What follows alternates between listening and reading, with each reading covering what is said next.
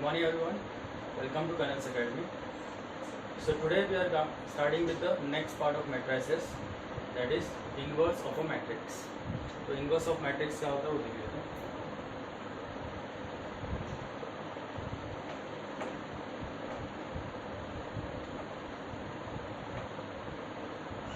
Inverse of matrix basically means अगर A कोई matrix है, मैट्रिक्स A है, तो A raise to minus one is called inverse of a matrix A. A inverse को इस तरह से लिखो, A raise to minus one this is called inverse of A. अगर मैट्रिक्स है तो A raise to minus one is called the inverse of a matrix. अब ये इनवर्स फाइंड करने के लिए दो मेथड है, तो दोनों मेथड जो है वो मैं अभी आपको बता रहा हूँ. उसके बाद हम लोग फर्स्ट मेथड से स्टार्ट करेंगे. फर्स्ट मेथड है that is called adjoint method. Second method is called transformation method. These are the two methods by which you can find the inverse of any matrix. अब ये दो method में से exam में generally they right it clearly कि आपको इस method से फाइंड करना है, but in case if they don't write तो इट्स अप टू यू कि आपको कौन सा मेथड यूज़ करना है. तो जनरली एडजॉइंट मेथड जो है वो ज़्यादा एडवाइजेबल है, वो कंपेयर टू ट्रांसफॉर्मेशन ज़्यादा ईजी. आज हम लोग जो मेथड स्टार्ट करें वो है एडजॉइंट मेथड. एडजॉइंट मेथड से ए इनवर्स जो ढूंढना है उसके कुछ स्टेप्स है, वो स्टेप्स मैं यहाँ पे लिख रहा हूँ. वो स्टेप्स पहले हम लोग नोट डाउन करें.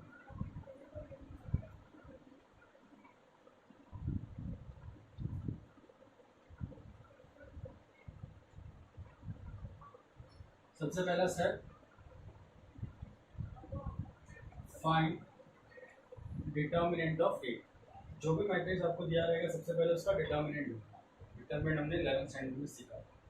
ये डिटर्मिनेंट इसलिए फाइंड किया जाता है क्योंकि ए इनवर्स हम तभी फाइंड कर सकते हैं जब भी डिटर्मिनेंट जो है वो जीरो नहीं आ रहा है.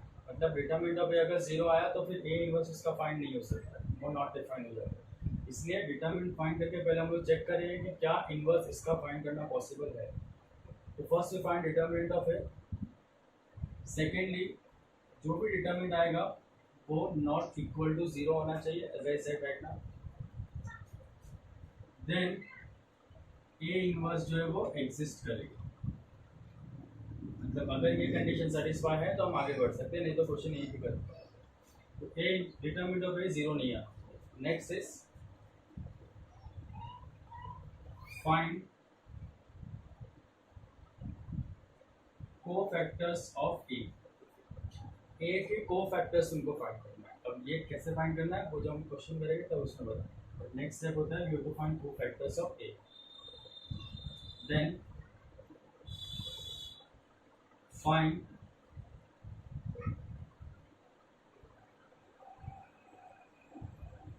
Adjoint of A. कोफैक्टर्स ढूंढने के बाद आपको ए का एडजॉइंट फाइंड करना है. अब ये जो एडजॉइंट हम लोग फाइंड करेंगे इसका रूल है कि आपको ट्रांसपोज करना है मैट्रिक्स ऑफ कोफैक्टर्स. यानी जो भी आपको कोफैक्टर्स मिलेंगे उसमें जो मैट्रिक्स बनेगा उसको अगर हम ट्रांसपोज कर देते तो वो एडजॉइंट ऑफ ए होता है. Once you get adjoint of A then you can find A inverse, जिसका फॉर्मूला है 1 upon determinant of A multiply by adjoint of A. This is the final answer A inverse find करने का. यहाँ से you have to follow this 5 steps जब भी आपको adjoint method से इनवर्स फाइंड करना. ठीक है, तो ये स्टेप्स पहले लिख लो फिर हम लोग क्वेश्चन राइट डाउन.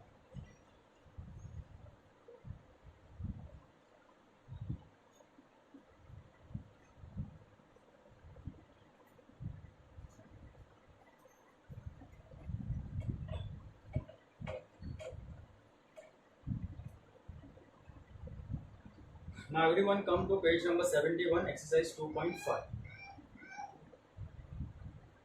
Exercise 2.5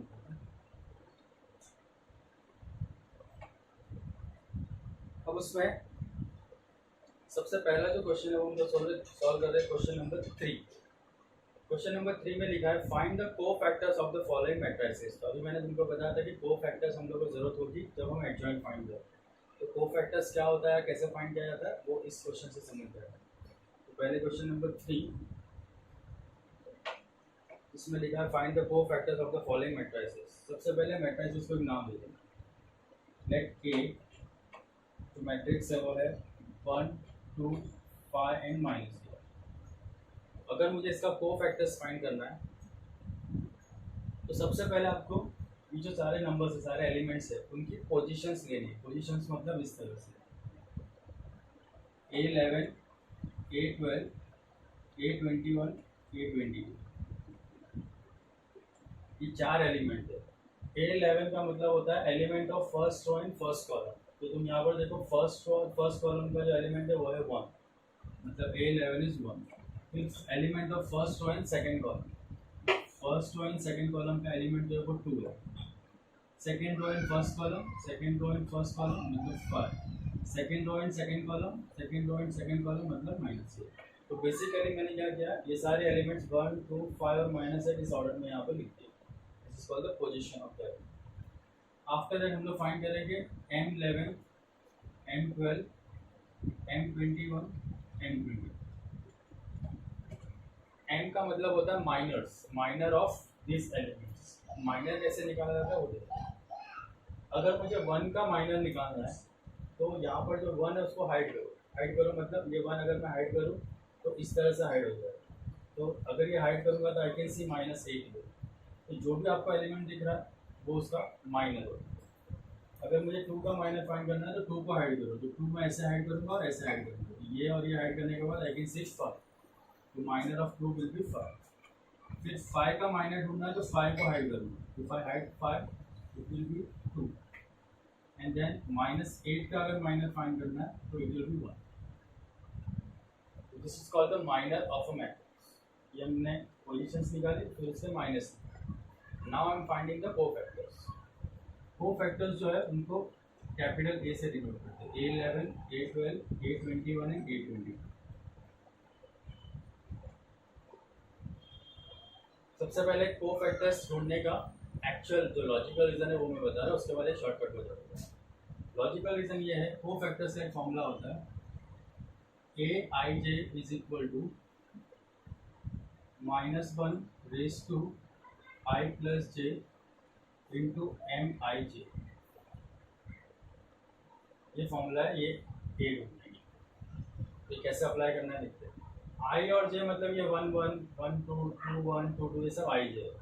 अगर मैं इस फॉर्मूले में डालूँ तो इसमें है -1 raise to I plus j। तो I मतलब कि 1 और j मतलब कि 1 है, 1 प्लस 1 इंटू Mij। मतलब Mij का जो आंसर था वो कितना, दैट इज -8। तो -1 रेज टू 2 हो जाएगा। ये -1 का स्क्वायर करोगे तो 1 होता है। 1 इंटू -8 इज -8। तो A11 आ गया -8। उसके बाद A12 अगर ढूंढना है तो -1 रेज टू, क्योंकि ये 12 है तो आई राइट 1 प्लस 2 और यहाँ पर माइनर जो उसके सामने वो 5। अब -1 का क्यूब करना होगा। यहाँ पर -1 का क्यूब इज -1 -1 इंटू 5 -1।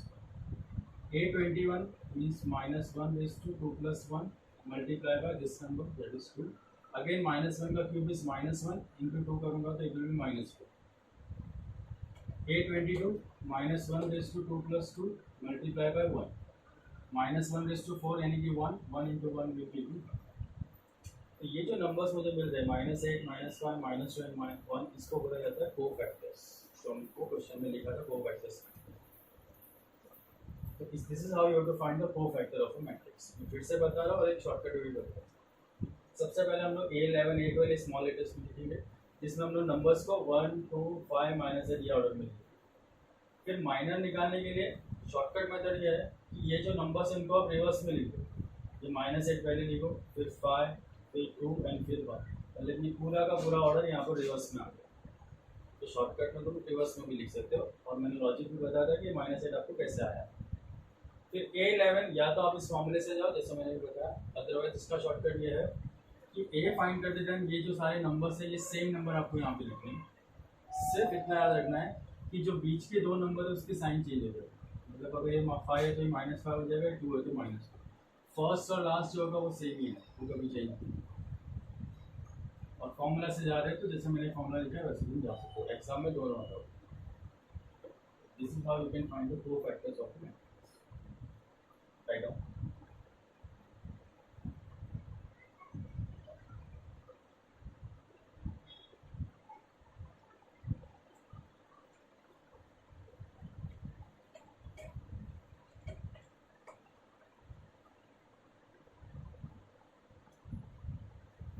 अब थर्ड का जो सेकंड क्वेश्चन है जिसमें कि 3/3 मैट्रिक्स है, तो उसमें क्या करना है वो देखना है।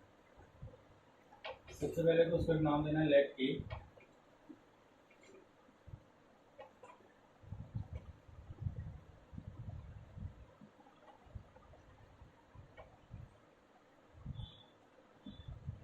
while finding the cofactors, सबसे पहले I'll write k11, k12, k13, k21, k22, k23, k31, k32 and k30. So these are the 9 elements which we have to write first. तो इसी ऑर्डर में जाना है। सबसे पहले 5 आएगा, फिर 8, 7, -1, -2, 1, -2, 1 and 1। ये एक पोजीशन हमने। और उसके बाद माइनर मतलब M11, M12,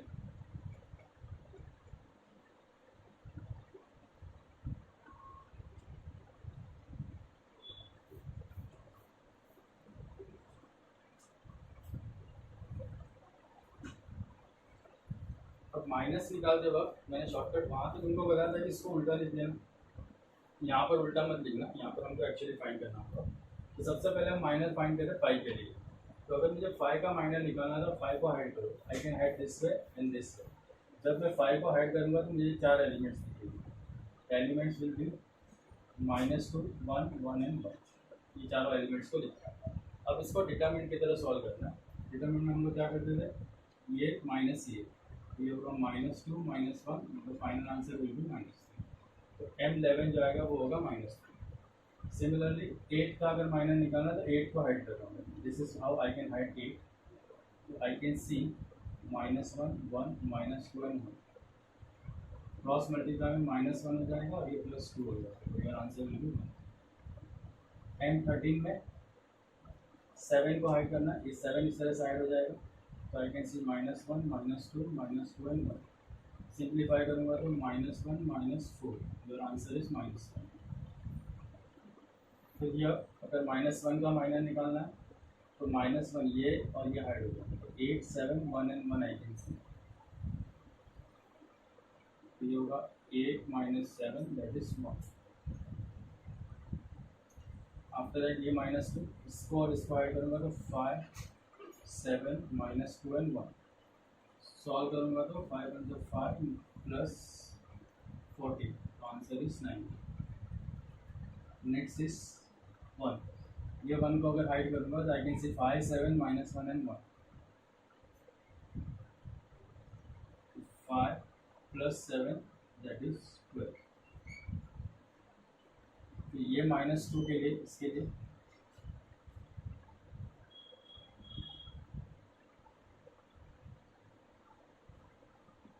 तो यहाँ पर आएगा 5a -2, so this will be 5 + 16 that is equal to 20। फिर -2 के लिए अगर इसके लिए मैं ऐड करूँगा तो I can see 8, 7, -2 and 1। 8, 7, -2 and 1। This is 8 + 14 that is 20। Then next 1, ये 1 अगर हाइड होगा this is how 5, 7, -1 and 1। 5, 7, -1 and 1, that will be 5 + 7 equal to 12।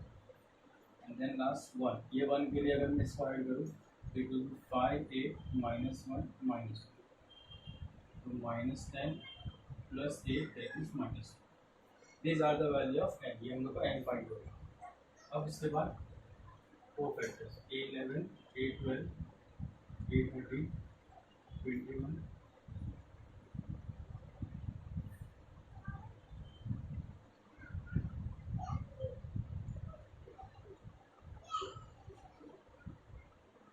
यहाँ मैं शॉर्टकट ही बता रहा हूँ कि इसमें शॉर्टकट क्या है, डायरेक्ट हम शॉर्टकट से ही करते हैं इसको।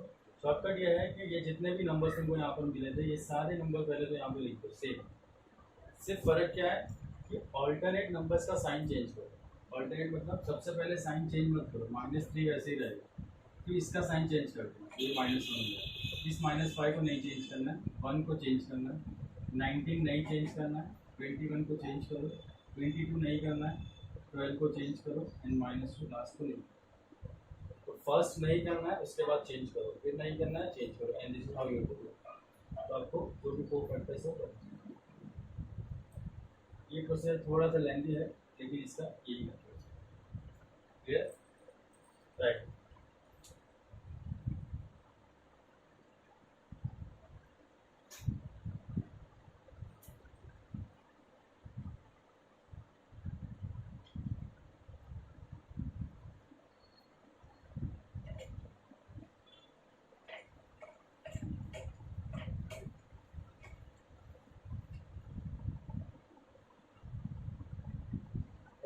Then क्वेश्चन 4 में पूछा find the adjoint of the following matrices. तो अब हम लोग को एडजॉइंट फाइंड करना है। तो एडजॉइंट फाइंड करने के लिए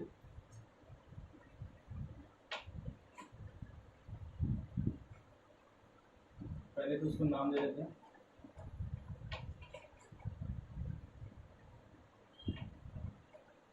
अब एडजॉइंट फाइंड करने के लिए सबसे पहले आपको कोफैक्टर्स निकालना पड़ेगा। एडजॉइंट का प्रोसीजर है, तो पहले कोफैक्टर्स जैसा भी निकाला था हमने, तो A11, A12, A21, A21, that is 2, -3, 3 and 5।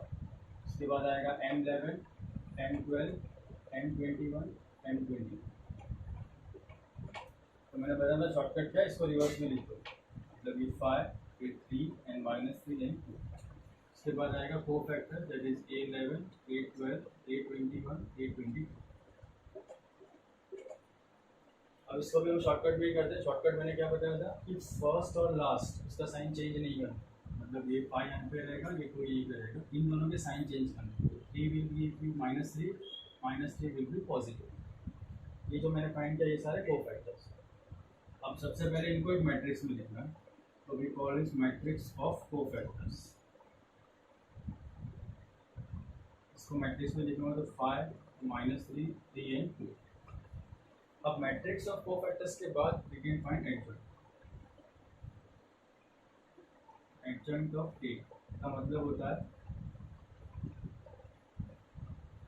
Transpose of matrix of cofactors, यानी इस मैट्रिक्स को ट्रांसपोज करना। So adjoint of A is equal to, ये 5 और -3 जो है वो वर्टिकल हो जाएगा, 3 और 2 है वो vertical. This is called adjoint of A. Adjoint ढूंढने के लिए पहले कोफैक्टर्स निकालो, फिर मैट्रिक्स में डालो, फिर उसका ट्रांसपोज करो। This is the procedure to find adjoint. Clear? ये 2/2 पे भी यही है और 3/3 जो बड़ा मैट्रिक्स होगा वहाँ भी सेम प्रोसीजर है।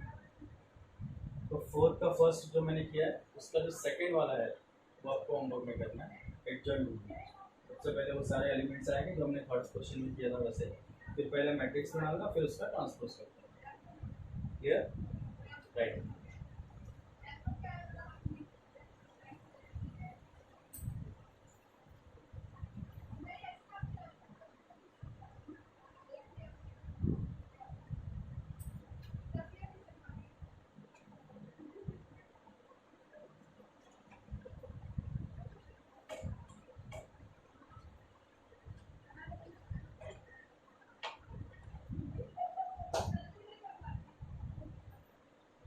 ठीक है, तो हमने कोफैक्टर्स ढूंढ लिया, एडजॉइंट ढूंढ लिया, अब हम लोग इनवर्स ढूंढते हैं। तो क्वेश्चन नंबर 5, फिफ्थ क्वेश्चन पे आया। फिफ्थ में लिखा है find the inverse of the following matrices by adjoint method. Adjoint method से इनवर्स ढूंढना है। तो मैंने तो आपको स्टेप्स लिखा है तो वो फॉलो करना है। सबसे पहले तो इसको एक नाम दे देते हैं, लेट ए 3 -1 2 एंड -1। अब इनवर्स ढूंढने का पहला स्टेप, जो 5 स्टेप मैंने लिखाए थे जरा उसकी तरफ देखना। पहला स्टेप मैंने लिखाया था फाइंड डिटर्मिनेंट ऑफ ए। सबसे पहले आपको ए का डिटर्मिनेंट ढूंढना। जब इसका डिटर्मिनेंट करेंगे तो ये होगा -3 +2 मतलब answer is -1. So since determinant of A not equal to 0 और आंसर -1 आ रहा है, 0 नहीं आ रहा है, तो I can say A inverse exist. पहले दो स्टेप क्या थे, पहले डिटरमिनेंट ढूंढो, अगर वो 0 नहीं आ रहा तो A इनवर्स एग्जिस्ट करता. नेक्स्ट अब हम लोग को कोफैक्टर्स ढूंढना है. टू फाइंड कोफैक्टर्स, तो कोफैक्टर्स अभी हमने ढूंढा था वैसे करेंगे. सबसे पहले A11 A12 A21 A22, ये सारे जो एलिमेंट्स हैं उसको 3 -1 2 and -1 सबसे पहले A में लिखिएगा. Next will be M11 M12 M21 M22. अब इसमें मैंने शॉर्टकट बताया था कि इसको रिवर्स लिख देता. रिवर्स में लिखूंगा तो -1 2 -1 एंड आफ्टर दैट कोफैक्टर्स के लिए A11 A12 A21 A22. तो इसको भी शॉर्टकट में लिखेंगे. शॉर्टकट क्या था, फर्स्ट और लास्ट चेंज नहीं करना. फर्स्ट और लास्ट वैसे ही रहेगा. ये जो दोनों है इसके साइन चेंज हो जाएगा. तो 2 will be -2 and -1 will be 1. ये आ गए कोफैक्टर्स. फिर नेक्स्ट स्टेप है मैट्रिक्स ऑफ कोफैक्टर. जो भी कोफैक्टर है उसको एक मैट्रिक्स में लिखना है. ये सारे कोफैक्टर्स को मैट्रिक्स में लिखे गए -1 -2 1 and after you get matrix of cofactor उसके बाद आपको ढूंढना है adjoint. Next step was adjoint of A. इसका मतलब था ट्रांसपोज ऑफ दिस मैट्रिक्स. ये जो मैट्रिक्स है इसका ट्रांसपोज कर. तो adjoint of A will be, अगर इसको ट्रांसपोज करूंगा तो -1 एंड -2 1 एंड 3. एडजॉइंट आने के बाद लास्ट स्टेप था formula of A inverse. A inverse मतलब था 1 upon determinant of A into adjoint of A. So 1 upon determinant of A हमने ढूंढा था यहाँ पे, that was -1 multiply by adjoint of A, that is -1 1 -2 and 3. इसको अगर सिंप्लीफाई करें तो 1 अपॉन -1 इज -1. ये -1 सबके साथ इंटू हो जाएगा. ये 1 होगा, ये -1 होगा, ये 2 होगा, ये -1. This is the value of A. ये क्वेश्चन एग्जाम में 4 मार्क के. ए इनवर्स ढूंढने के लिए डिटरमिनेंट ढूंढो. पहले 0 नहीं आया तो एग्जिस्ट करेगा. फिर कोफैक्टर्स फाइंड करो, जो मेथड हमने पहले भी किया था. कोफैक्टर को एक मैट्रिक्स में लिखो, इस मैट्रिक्स का ट्रांसपोज करो एंड देन ये फॉर्मूले में सब्स्टिट्यूट. क्लियर. तो फिफ्थ का ये फर्स्ट मैंने सॉल्व किया था. फिफ्थ का जो सेकंड है वो आपको होमवर्क में सॉल्व. ठीक है. और उसका जो थर्ड है, फिफ्थ का थर्ड है, वो मैं खुद सॉल्व करूँगा बट अगले सेशन. Clear everyone. कॉपी कर लो. Till the next session, bye and take care.